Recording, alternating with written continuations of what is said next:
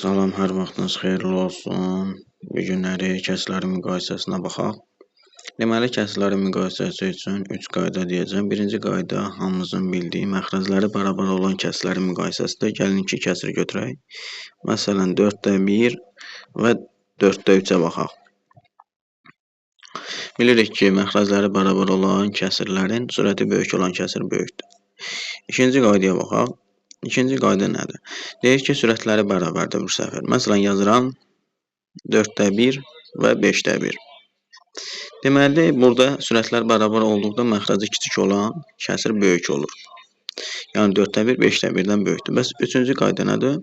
Üçüncü qayda odur ki, bizə kəsrlərin məxrəcləri və sürətləri fərqli verə bilər. Bəs onda biz neynəyik? Deməli, üçüncü qaydamızı yazıram.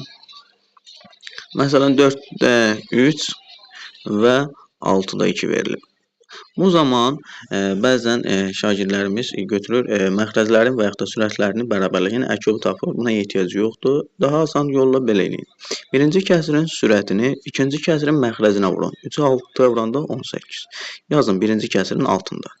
Sonra ikinci kəsrin sürətini birinci kəsrin məxrəcinə vurun. 2 4-də 8. Bu da olsun ikinci kəsrin altında. Görürsünüz 18 ilə 8-i müqayisə edək. 18 8-dən böyük olduğuna görə deməli 4-də 3 kəsri də 6-da 2 kəsrindən böyük olacaq. Yəni kəsrlərin müqayisəsinin 3 qayda var. Birinci qaydanı dedik, üçüncü qayda bu. Üçüncü qaydanı birinci və ikinci qaydaya da tətbiq etmək mümkündür. Yəni üçüncü qaydanı istənilən kəsrlərə tətbiq etmək mümkündür.